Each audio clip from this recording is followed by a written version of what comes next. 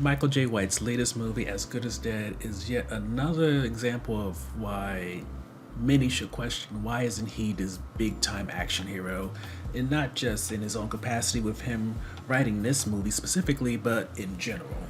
So we're gonna change things around a little bit when it comes to our format. We're gonna first do character descriptions slash introductions, then we're gonna hop over to the actual main story.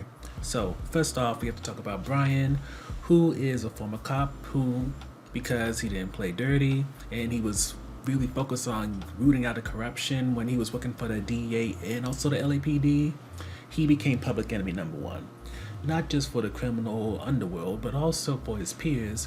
And because of that, his wife Heather got threatened and tortured, and in order to escape all that was happening and also to protect her, he decided he was going to, after Heather got attacked, he was going to make it seem like it was domestic violence, and with that, he head off to Mexico to try to have a quiet life as a surveyor while she got to live safely back in their home. Now, as for more information about Heather, we don't get any. Heather's simply Brian's wife who has, for years, maintained he did the worst in order to keep him alive. The next character in the movie is Oscar, who is this under 18 kid whose brother is the head of a Mexican gang called L17, and he doesn't really want to follow in his footsteps. Think, what's that show that's on Netflix with Spooky, Oscar, and what's the name, if you remember that? It's kind of like that situation. Oscar doesn't want to become part of his big brother's gang. He doesn't want to join that life. He'd rather go to school, make something out of himself. And so, in order to keep the pressure off him, he mimics a lot of what Brian does when Brian does his training in the morning. And eventually he grows close enough to Brian so he actually gets properly trained.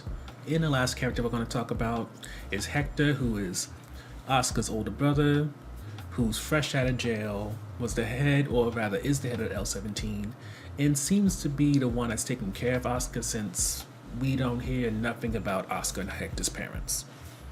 Now, as for how they all come together, as noted, Brian Davis is a former DEA slash LAPD agent, or cop rather, and after pissing off the wrong people and nearly losing his wife Heather, he decided to head south of the border for a quiet life as a surveyor. However, a young man named Oscar, who was dealing with his older brother Hector's L17 gang, who I won't say they was trying to jump him in or bring him in, but either way, in order to calm down or kind of prevent them or continue to harass him, he started to follow the kind of moves that Brian was doing, and eventually Brian caught on to what he was doing and had him join up. But problems arise when Oscar decides he's going to show off a little bit, and with that, he gets filmed and put on YouTube, and with that, people see all the different type of moves that Oscar's doing, which are very much Brian's style. And once people start catching on, old enemies from back in the days come down to Mexico to try to take Brian out. Now, first highlight for us is the action scenes, and I'll admit, this isn't like action scenes where you're flinching and kind of like, ooh, he fucked him up type of situations.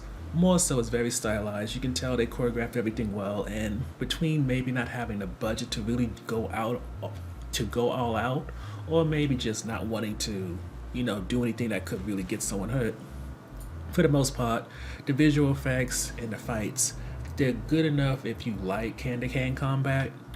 As for the gunfights, they're kind of but there is one crossbow moment which was kind of gruesome, which kind of made up for that.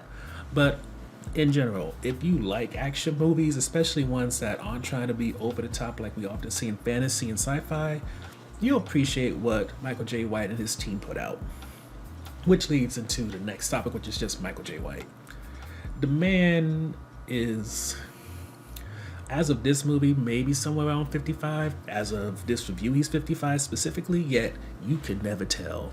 The Just for Man got his hair black, the physique looks like somebody out of their 30s, and whether he's holding a gun, a crossbow, you just see him fighting somebody hand to hand. He, like we said in the intro, why is this man not at the level of Stallone or The Rock or somebody like that is completely beyond me, because clearly from just this movie where you see him whooping ass, and then other movies like the Why Did I Get Married franchise, we've seen him both be someone who can be an action hero, somebody who can be comedic.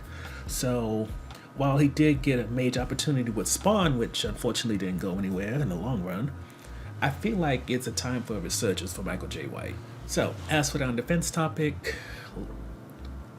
honestly, like a lot of action movies, the story is not really as complicated as it could be, or else as developed as it should be.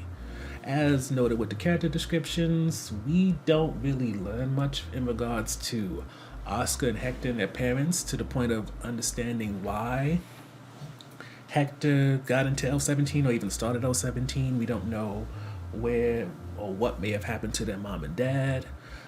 I mean, even in terms of Bryant, you would think, considering how people that he worked with, who he knew, possibly loved like brothers, maybe sisters if it was women involved, and they were involved in beating up his wife, you would think there'll be some type of emotion there where these people come back into his life and they're trying to kill him again, or else we would get some type of idea of what that was like to go through, but that's not here. There's no such thing as like an emotional performance when it comes to this movie.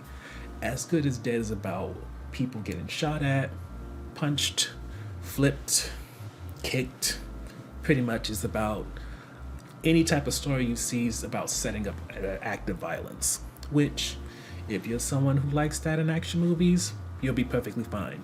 But if you're someone who wants more, then you're going to be a little bit disappointed. Overall, As Good as Dead is likable, and I have to say it's mostly because of Michael J. White, for he still has that physique and intensity of a big action hero.